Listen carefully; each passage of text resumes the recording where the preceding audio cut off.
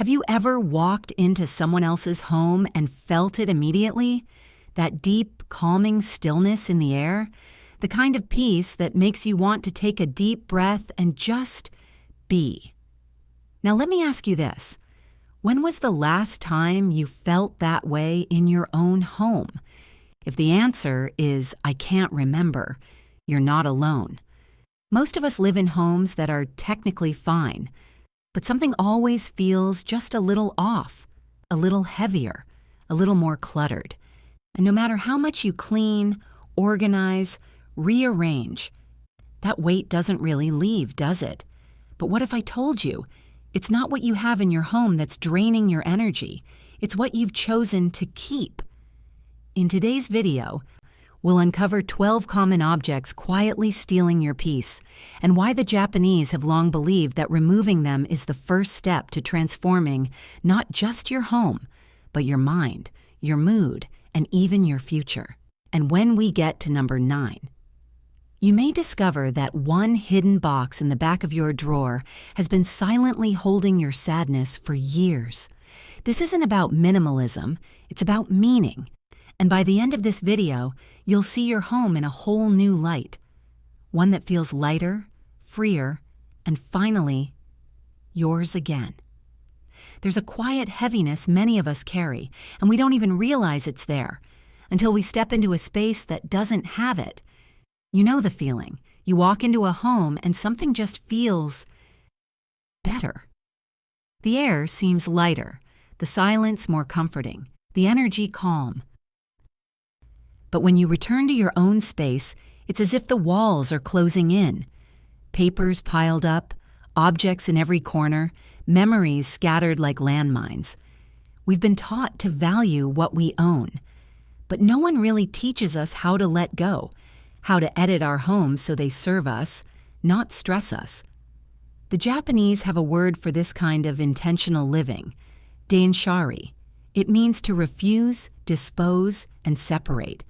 It's not about living with nothing. It's about keeping only what allows you to breathe.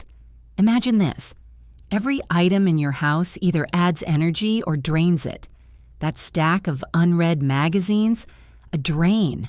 The plastic container with no lid, a drain. That shirt that no longer fits but still hangs in your closet, whispering reminders of who you used to be, a drain. These small things accumulate. They surround us like static, filling space, cluttering thought and numbing emotion. It's no wonder we feel stuck, tired, or uninspired. But there's good news. You can start today, not by buying anything, not by hiring anyone, just by noticing. Walk through your home and ask, is this helping me breathe easier, or is it quietly suffocating me? This isn't a cleaning tip, it's a mindset shift. A return to peace through subtraction, and once you see it, you can't unsee it. Let's begin. What your old plastic containers are really telling your brain. They sit quietly in your cabinet, yellowing bowls, warped lids that don't quite seal, stained containers long past their prime, and yet we keep them. They still work, we tell ourselves. Maybe I'll use it for leftovers. But here's what the Japanese understand and what neuroscience supports. Your environment speaks to your brain constantly. When you open a drawer and see aged, brittle, or discolored plastic, your subconscious registers decline. The visual cue of something past its time creates a subtle signal of fatigue. You may not notice it, but your nervous system does. In Japanese homes, there's a quiet elegance to even the most utilitarian objects.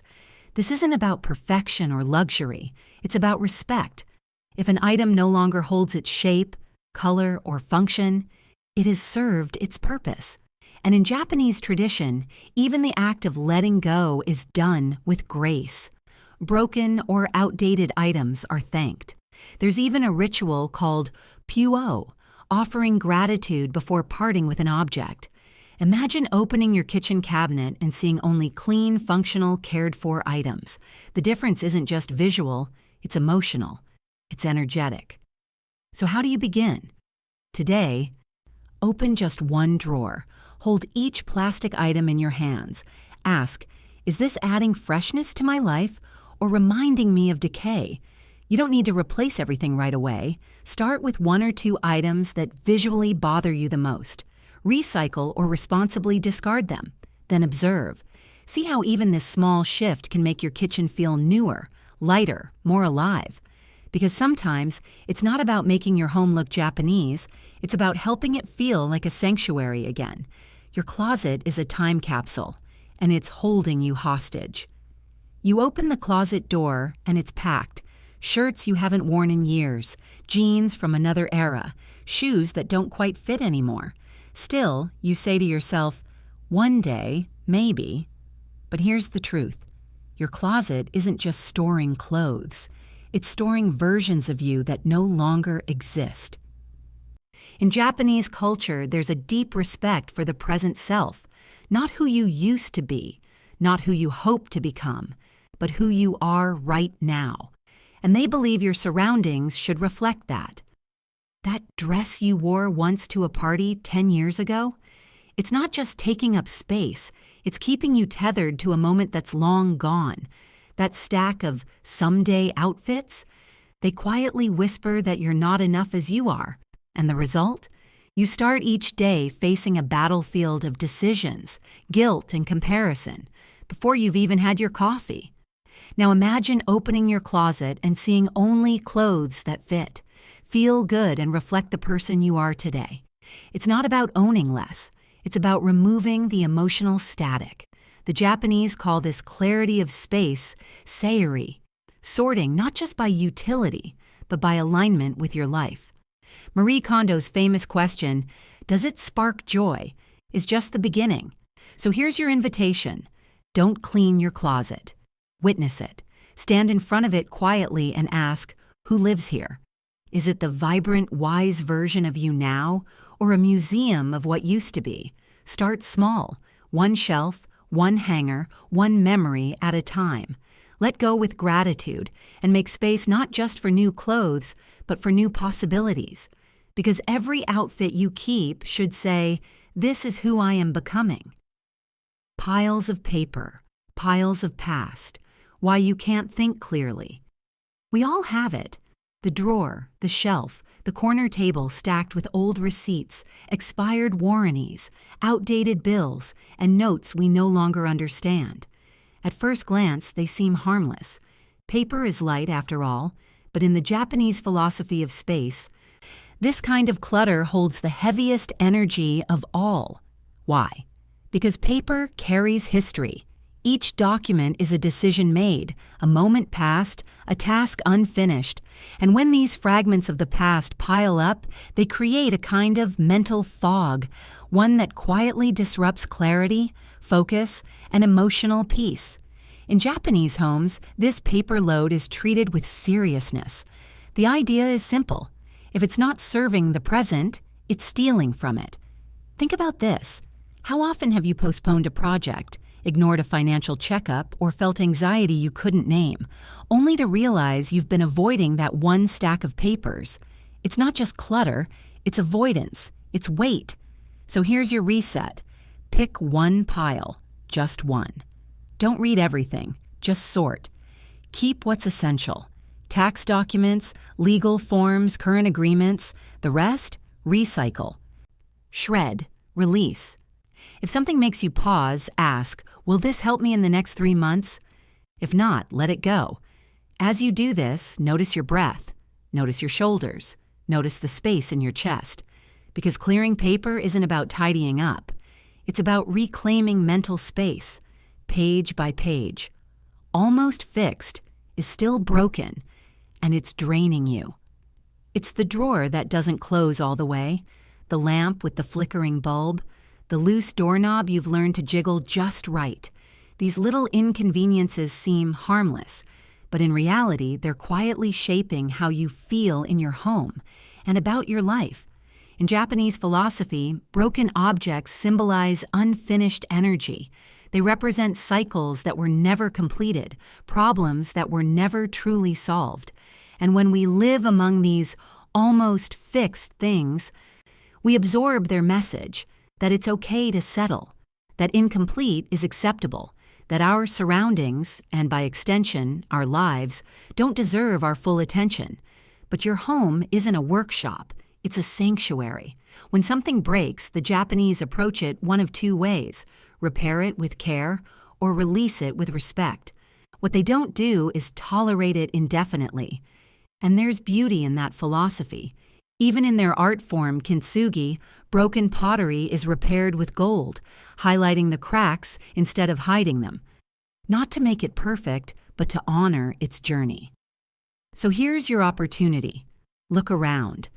What's broken, jammed, scratched, or missing a part? Choose one item, not 5, not 10, just one. Fix it, or let it go. And watch how the energy shifts, not just in your space, but in your mind. That drawer that now slides easily, that lamp that turns on without struggle, it's more than a convenience. It's a message to yourself.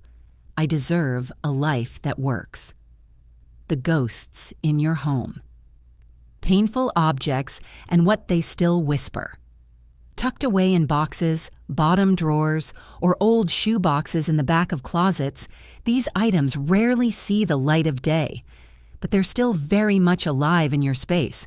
A faded photograph from a broken relationship, a letter from someone you lost, a gift from a time in life you'd rather forget.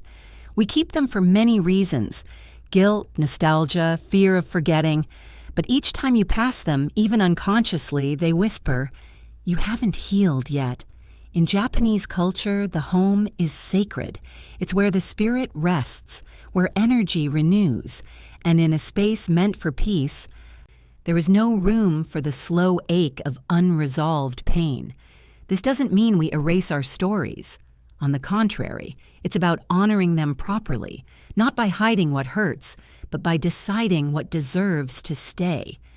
Some memories belong in your heart, others in the past. So here's what you can do. Pick a quiet moment. Open the box. Hold each item. Feel what it brings up. Does it still serve your healing? Or is it a wound you've kept open? You don't need to throw everything away, but you can transform. Bury a letter, donate a possession, create a ritual of release, burning sage, lighting a candle, saying goodbye.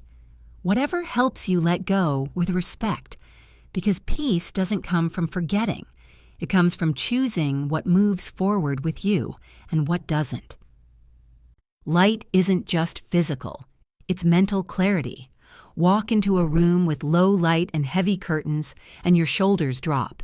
Not from relief, but from weight. Something about the space feels sluggish, dull, stagnant. That's not an accident. Light doesn't just illuminate a room, it awakens it. It shapes mood, boosts energy, and sends a message. This is a space where life happens. In Japanese homes, light is treated with reverence. Natural light is prioritized. Windows are unobstructed. Curtains are sheer.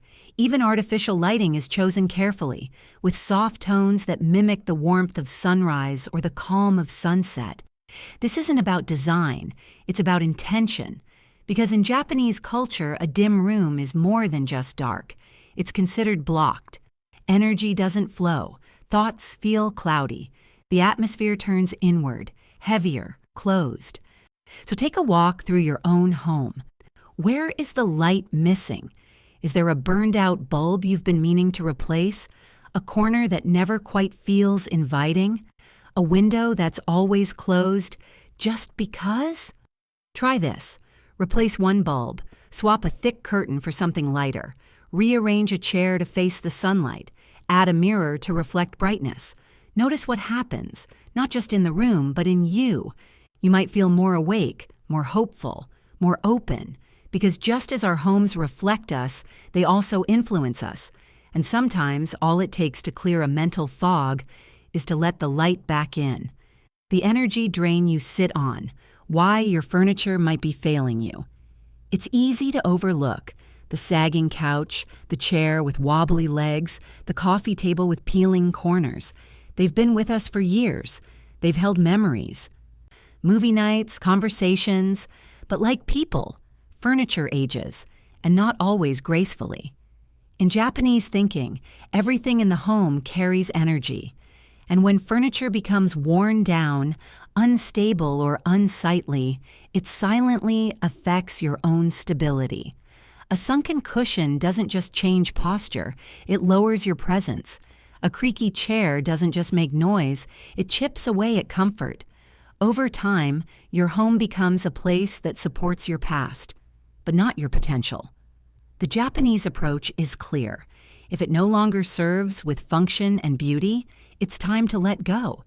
This doesn't mean throwing out everything, it means noticing, asking, does this still support who I am now? If the answer is no, consider your options.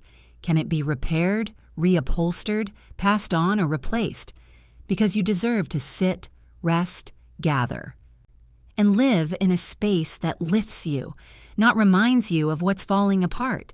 And when your body feels supported, your mind follows. The first thing you see, why your entryway sets the tone for everything. Pause for a moment and think, what's the very first thing you see when you enter your home? Shoes in disarray, a cluttered table, coats draped over chairs? It might seem insignificant, but this space, your entryway, sets the emotional tone for everything that follows. In Japanese homes, the entryway isn't just a physical threshold, it's a spiritual one. It marks the separation between the chaotic outside world and the sanctuary within. That's why the genkan, or traditional Japanese entryway, is treated with care. Shoes are removed, items are placed with intention, and space is kept open. It's about signaling to the body and the mind, you're home now, you're safe. Western homes, by contrast, often overlook this space. And when the first thing we encounter is disorder, the nervous system takes note. We enter not into calm, but into chaos. Here's how to shift that energy. Look at your entryway not as a pass-through, but as a welcome. Clear the shoes. Add a small rug. Place a plant or a photo that makes you smile. Use a hook for your keys. Light a soft lamp in the evening. These aren't decorations, they're invitation rituals. And what you'll notice is this. Coming home begins to feel different, lighter, more intentional, more yours. Because the way you enter your home affects how you experience every room that follows. Make that first step feel like a deep breath. Our homes are more than structures. They are mirrors of the mind, extensions of the heart, quiet witnesses to every version of who we've been and who we're becoming. When a space is cluttered, it's not just visually overwhelming, it's emotionally loud. And when we choose to clear it, we're not just making room on shelves or under beds, we're making room within ourselves. The Japanese don't seek perfection, they seek harmony, fluidity, presence. Their homes whisper stories of quiet intention, of reverence for simplicity, of peace earned not by addition, but by knowing when to let go. You don't have to be minimalist. You don't have to follow a trend. But if your home feels heavy, noisy, chaotic, then maybe, just maybe, the first step isn't to add something new, but to lovingly release what no longer belongs. Because in the end, the lightness you seek isn't just in your space. It's in your spirit, and it begins with one object, one drawer, one choice at a time. Here's to a home that breathes and a life that flows.